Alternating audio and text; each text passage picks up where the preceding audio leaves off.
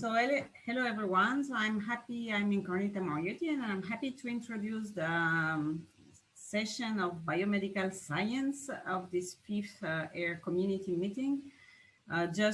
Because this organizing committee is amazing, that they've been able to keep those traditional science sessions from the AIRR-C meetings. And with the aim here in this particular session to reflect the recent insight of the AIR sequencing data that can provide into human biological process. So we'll have 3 main talks this afternoon and 2 short talks, and we are going to start the session with Armita Nourmohammad. So I'm happy to see you again, Armita. And Armita, she's an assistant professor of physics at the University of Washington in Seattle. And she also has a Max Planck research group in Göttingen. So her research focused mainly on the problems at the interface between statistical physics and biology, and she has a main interest and a main focus on evolutionary processes and in immunology. So now she's going to talk about their recent results on the dynamics of B-cell repertoires in COVID-19. And Armita, the stage is for you. Yeah, thanks, Encarnita, for the introduction. Very nice introduction, and very nice seeing you again. And thanks all the organizers for this fantastic meeting. I know putting together a large virtual meeting is very complicated these days, but that's what we do. All right, let me share my screen.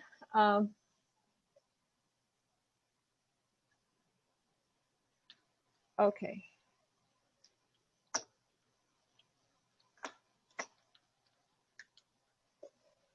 Right, so as Encarnita mentioned, currently my main sort of hub is the University of Washington in Seattle. In sunny days, it should look like this. It's very rare.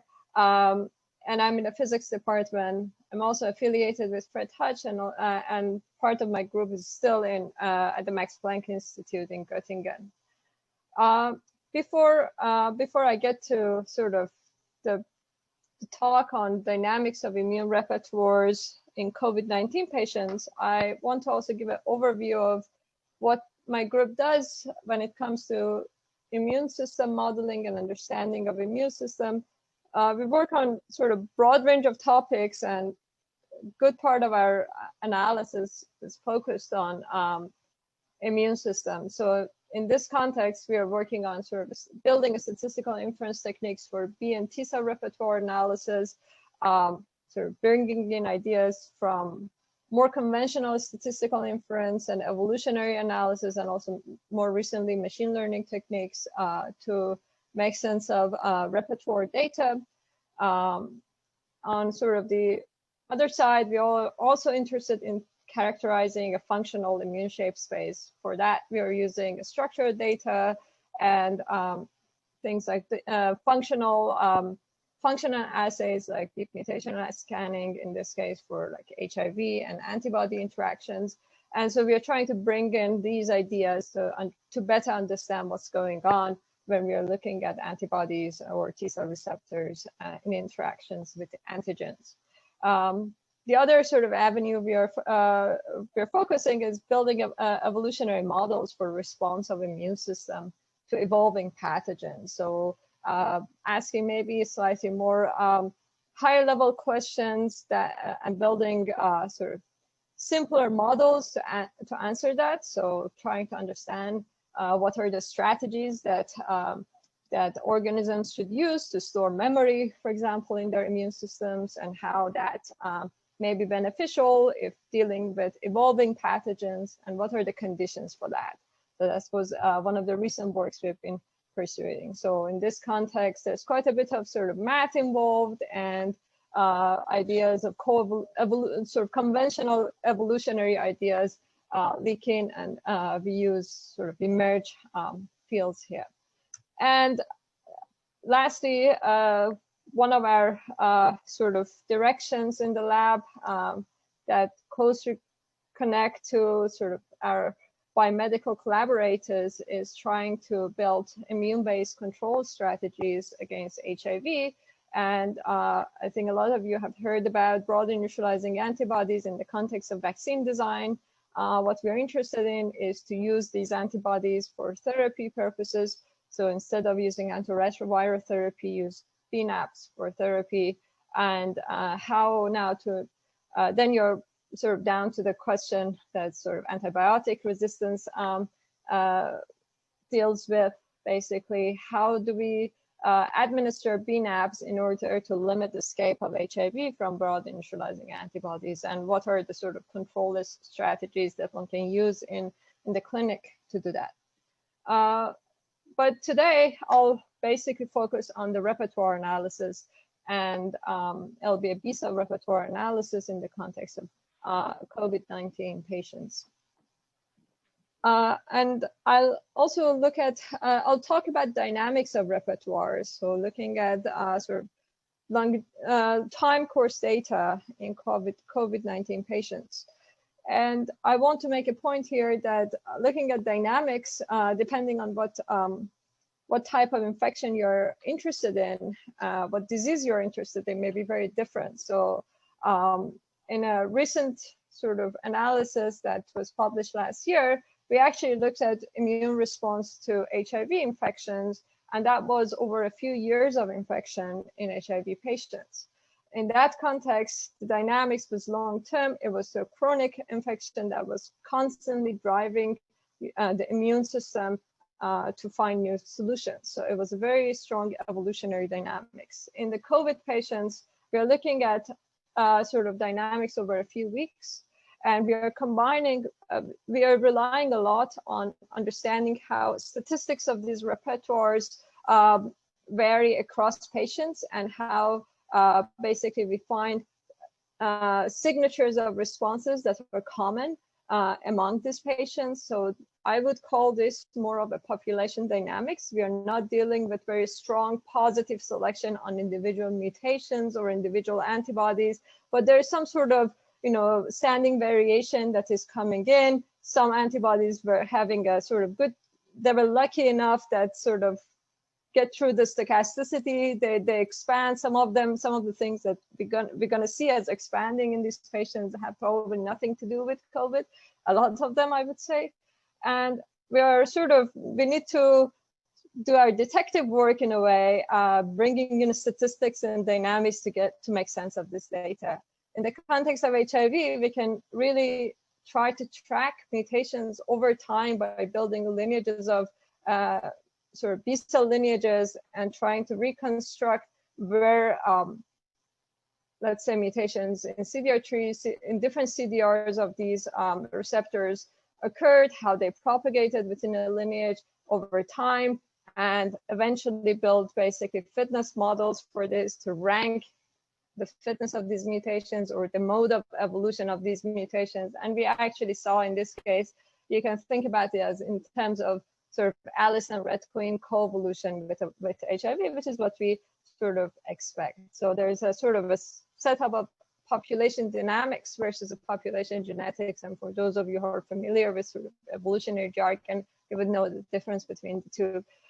So both of this work, so earlier version of the COVID data is on archive, and we're gonna sort of update this work in the coming week.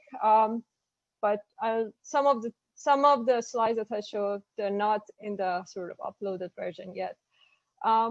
Okay, let's get to sort of some overview of how basics of immune repertoire, but I'm sure all of you know about it. So sort of receptors are generated by VDJ recombination, and you sort of have combinatorial diversity and positive or negative selection in thymic selection for T cells, and in tolerance mechanisms for B cells. As a result of that, you produce a very large sort of set of sequences that you deplete by selection after. And produce very diverse B and T cell receptors in a repertoire. B cells on top of that undergo affinity maturation, which basically resembles Darwinian evolution within an organism, happening over a window of 2-3 weeks in germinal centers. As a result of that, or multiple rounds of that, a receptor can increase its affinity up to 10,000-fold by affinity maturation.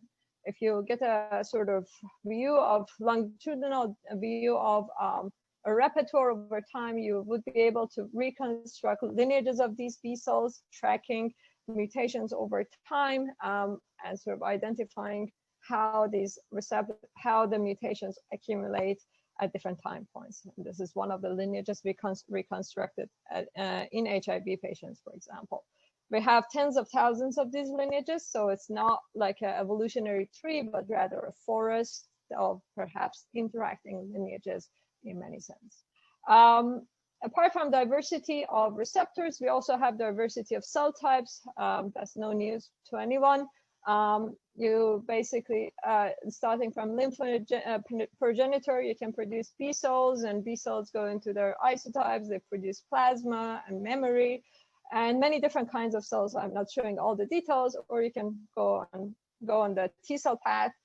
And so when you're sequencing a bulk repertoire, you're basically collecting all the things that are in the blood. They can be plasma, they can be memory, they can be, well, you can select for a type of isotype you want. They can be naive or not naive.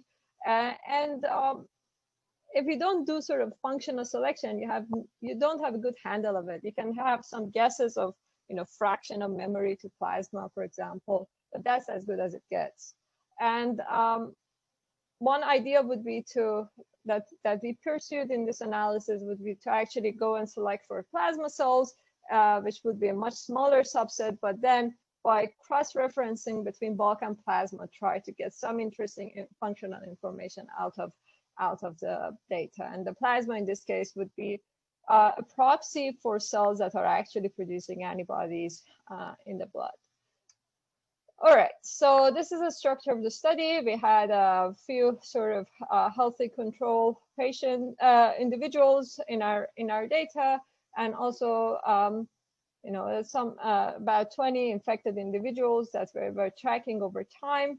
And I should have mentioned this. So the data was all collected by the group of Chris Mock at the University of Hong Kong when they started this study at the beginning of the COVID pandemic.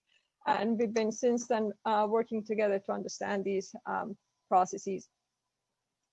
So in the bulk repertoire side of the story, we have about 19 patients, samples were with different severity of the disease, and the samples were collected over up to 75 days. And every patient comes with at least 2 time points, but some of them had 3, 4, 5 time points during the infection, at the beginning of infection. So you get a good sort of dynamical sense of what's going on.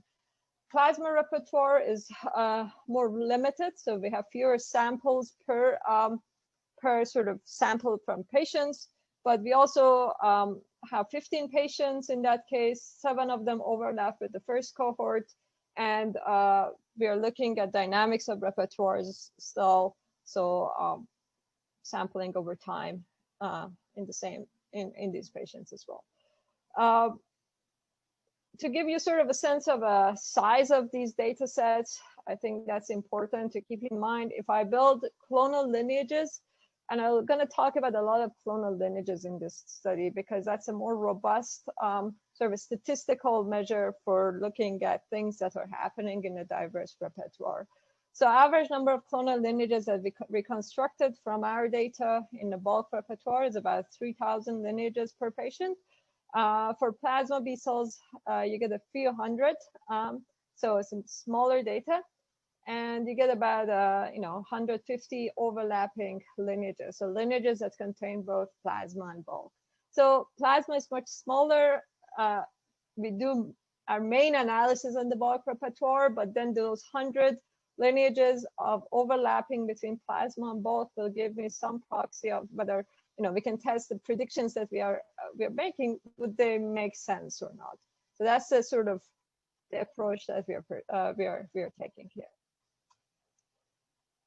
In terms of modeling, just to give you a sense of what we've been doing, so we look at differential statistical differences between different cohorts, looking at statistics of, let's say, VDJ identities, the CDR3 length, insertion deletions, and so forth. We are using sort of models of receptor generation developed primarily by our collaborators in other studies, Alexander Walczak and Terry Mora's lab, and we've been working since together on other sort of building statistical inference techniques, so developing these selection models to relate the generation probability of receptors to some selection factors that would bias a generated receptor depending on their sequence features. So these features can be, as I said, V-gene usage, CDR3, and so on and so forth. So this is sort of a principled way of gauging which receptor features are important for shaping the repertoire in a patient. What comes out of a lot of these analyses, healthy individuals, many patients from different sort of groups, is that the generation probability is pretty broadly distributed. So we have a lot of, so the range goes over orders of magnitude. So in this case, in the log probability, you go up to -30, so 30 orders of magnitude for B cells. And there's a very long tail of low probability receptors. So these are very rare receptors. And there's quite a bit of common receptors in our repertoire, which you can think about it as this sort of public, well, closer to public repertoires for B cells. So things that happen in the rare receptors are interesting, and that's what we're going to focus on. And we will use these measures to sort of identify how should we be surprised with what we see in the repertoire. All right. On top of the statistics, we're going to use the dynamics over time and also complemented with sharing the statistics of different clonal lineages across patients, and also analysis with verified neutralizing antibodies and single cell data. So that's sort of the overview of what's going to happen. At the sort of a statistical level, there has been quite a bit, in the past few months, there's a lot of both monoclonal antibody studies and also repertoire studies, all showing that there is quite a bit of biases in V-gene usage for responsive antibodies in COVID-19 patients. And so this is basically an overview of what has been harvested at the monoclonal base in the study. And well, like everyone else, we were also interested in looking at V-gene usages. And what comes out, and I just want to emphasize that one needs to be very careful looking at the repertoires, is what comes out is if you look at different cohorts of patients and also healthy individuals, the variation that we see in V-gene usage within a cohort is pretty much comparable to the differences between cohorts. So if you look at the sort of just levels, the mean levels of these V-genes, you might be able to find significant differences, but if you sort of dig deeper, there might not be very strong differences in V-gene usage that would distinguish between different cohorts, to be honest. So that was one step. So that means that responses probably come in different flavors and with many different V-genes. One thing that is very significantly different is the CDR3 length that seemed to be much longer, or by a few amino acids longer in COVID-19 patients. So the part of the repertoire that is responding tend to have a longer CDR3 length. And if you look closer, what we see is that the diversity of repertoire also increases with the severity of disease. And a measure of diversity, we use repertoire entropy in this case, that we measure based on the inferred models of generation probabilities. And by about 2 bits of information, we increase the sort of repertoire entropy starting from healthy individuals to the severe. And that is more or less focus on the sort of elongated tail of rare receptors if we look at severe to moderate patients compared to healthy and mild individuals. The other thing that so these were statistics of the repertoire, and now we want to go into the dynamics and what we learned from the dynamics. We know that the IgM and IgG part of the repertoire, at least the measurements that we did, increase. So the reactivity of these repertoires increase over time against receptor binding domain of the virus. So this is not surprising. I mean, it better work. Its immune system, so it should start become more reactive over time during infection. And we can then go and look at the how clones are expanding, how the dynamics is happening to produce this reactivity in patients. The sort of analogous version of this would be to look at the studies that have been done in T-cell responses. So this is a sort of a T-cell interlude that has been one of the sort of nice works in T-cell response to yellow fever vaccine, and trying to identify significantly expanded T-cell clones, in this case, in a number of individuals. And so in T-cell, the signal is pretty clean. You can pick out the expanded clones very easily from this sort of time course data, but B cells tend to be messier. And to do a similar analysis for B cells, what we did was we looked at individual clonal lineages and tried to look at sort of the relative abundance of cells within a lineage across different time points. And this is a view of a few of the patients here. And we could use the replicate data that we have in each patient to calibrate the significance of sort of expansion due to undersampling from this data. So this is sort of a statistical tuning that one can be careful about. But once we sort of do our statistics, we can actually identify significantly expanding lineages in each patient. And we can go and ask, okay, what these lineages are actually doing, and can we say anything functional about them? One thing before getting into the functions is that clonal expansion, if you look at all the patients that we had time points for, we see up to 15% of lineages to show actually in some of the patients, in a few of the patients, up to 15% of lineages to show expanding behavior over time. And I think this number is too large. And it's very confusing to me what's happening. So we know these lineages are expanding. We know the repertoire, at least in HIV studies, for example, in some COVID studies, we know a few percent of the repertoire is perhaps responding to the infection at the peak of the infection, and getting a number close to 15% is a bit too large. So something is going on. Most of these expanding lineages probably have nothing to do with COVID, but it would be interesting to see what is actually driving these types of responses in repertoires in general. That being said, if we look at now the expanding versus non-expanding lineages and ask, do we see plasma cells in these groups? Do we see overabundance of plasma B cells in expanding lineages? So this is reassuring that at least in good part, the expanding lineages are a proxy of response to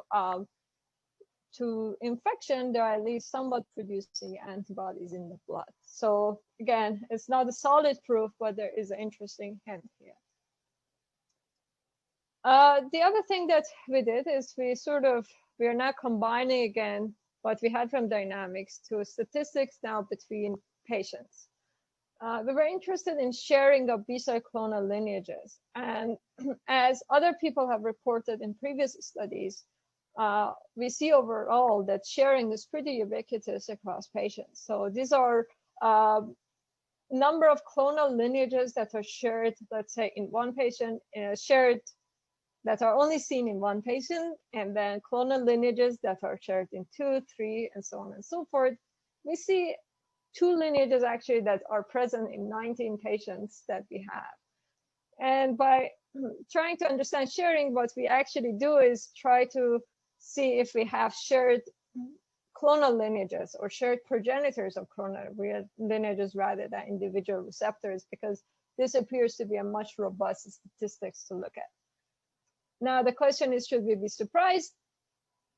And the surprise factor, as you may remember, is comes from the probability of generating this receptor. So I mentioned that there are many common receptors and also a long tail of rare receptors. So we should only be surprised when we see a shared receptor that is also rare. So if you share a common receptor, we're talking about the public repertoire, and we know there's a lot of sharing going on there. So we need to quantify. Yes, we have. You have 2 minutes left. Okay, I'll try to wrap up. Yeah, so the probability, so we can calculate the probability of sharing based on the receptor, likelihood to be generated, and that gives us basically a threshold that we can build in our sharing statistics. That everything below that would be a rare receptor that is sharing would be surprising. So we identify about 2% of clonal lineages to satisfy this criteria. Using healthy data as our calibration. So that's 167 lineages shared in over 2 patients. And if you look at these groups, 38 of these lineages are expanded and we call them candidates of response. 30 of these lineages are contain some sort of plasma cells in them. And so 8 overlapping between expanded and plasma. So this is basically bringing in dynamics and statistics together to identify, to get something functional out of the data. And to give you just a hint of last functional analysis that we did a single cell sorted, we sorted by RBD and NTD of COVID, did single cell sequencing of these receptors and tried to map them back to bulk and plasma repertoire. We did the same thing with verified monoclonal antibodies, and we asked, do we see sharing? The answer is we see some sharing, we see some overlap in our receptor repertoires, and we identified that the verified monoclonal antibodies in the literature tend to be rather rare. So the rare ones, we don't actually see them in our repertoire, but there's quite a few of common antibodies that are observed in our data. So we identified 22 of these monoclonal antibodies previously reported, and overall 26 of our own single cell data in our bulk plus plasma repertoires, and these tend to be the very common ones, which is also not surprising. We only observe the common ones. And so overall, I think the point that I would like to make is, to understand repertoire statistics, you probably need to bring in some functional data to sort of add it as a dressing to make sense of this analysis. Otherwise, we are looking for needle in haystack.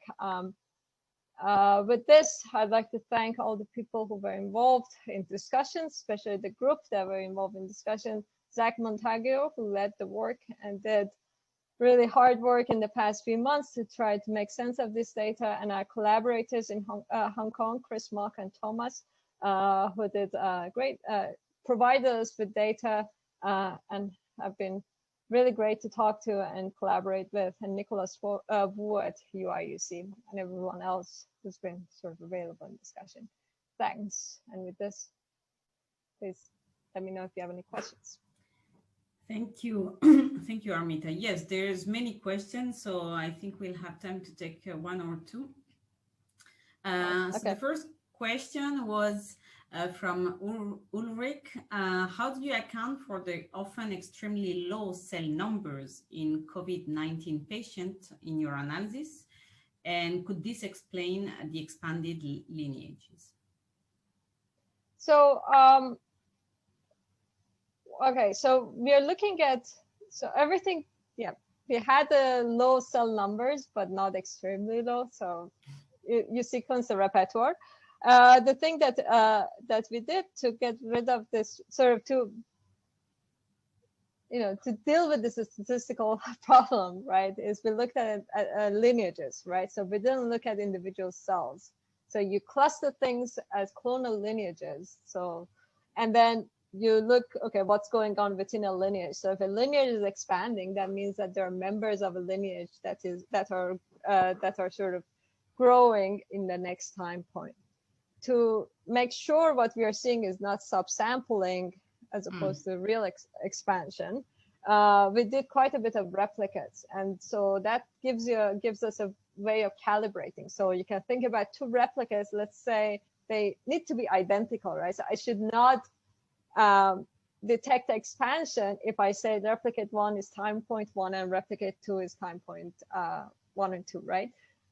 So that was our way of calibrating this. So with using replicates, then we sort of set a false discovery rate to be about 7%. And so that gives us a p-value of where we call something to be expanding, and we use that p-value then to do the expansion analysis between time points. So that's right. To do this, you can't just look at the lineage and say, okay, I see higher count or lower count. You actually need to do some calibration, and replicate data in this case was essential. Okay, thank you. I think we'll take another question, and then if you want, please just look at the Q&A section, so because to answer the others. But there is one that is burning apparently, which is, why is 15% expanded lineages surprising?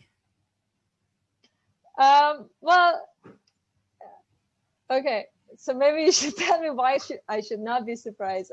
So the reason I'm surprised is at least my limited understanding of what's going on if you do functional analysis. So we see always in repertoires, we see quite a bit of expansion. So if you only focus on repertoires, this number is not surprising.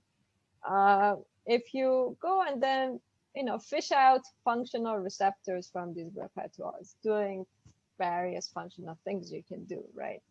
And then ask, what fraction of the repertoire for HIV, I know to work in that area more, you can ask what fraction of the repertoire is, how many monoclonal antibodies you can get to react to HIV, right? To different epitopes of HIV.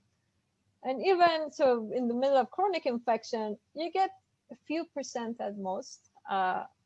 I know there are similar studies that showed similar numbers for COVID patients, and then getting 15% out of it, it means that a lot of things that we call expanding in a repertoire, they're not directly specific to the epitopes of the virus. They may be functional, they may be involved in, for lack of a better word, cytokine stimulation or anything of that sort. So they may be doing something. They may be activating your immune system, or being sort of activated because there's something going on in their vicinity. But if you go in the lab and try to see, do they neutralize the virus? Do they even bind to the receptor? The answer is probably no. And that's what I call, that's how I am surprised. I don't know what exactly is going on. Why are these things expanding? Do you have an answer to that? Shane just commented on this, and he said that probably single plasmablast could frequently look like expanded lineages and in bulk sequencing, and maybe that could explain your high number of expanded lineages that you are seeing. So that might be also a way to answer the question. So if we exclude plasma, so we have the plasmablast data, right? Okay. It's not as high numbers as the bulk. Bulk is much larger. So if you exclude those, we still see very high number of expanding lineages. So looking at lineages that do not contain any plasmablast. Of course, this is subject to subsampling, but yeah. All right, thank you very much, Armita. And yeah, thank you. So there's a few questions about lineages. If you can look at the Q&A to answer the question, it would be nice. So now we'll, sure. Yeah, can you see them? So should I, how do I, okay, so I can answer live to them. I see. Yes. All right, got it. Yep, thank you. All right. Yeah, we will leave you online for the duration of the next talk as well, so you can answer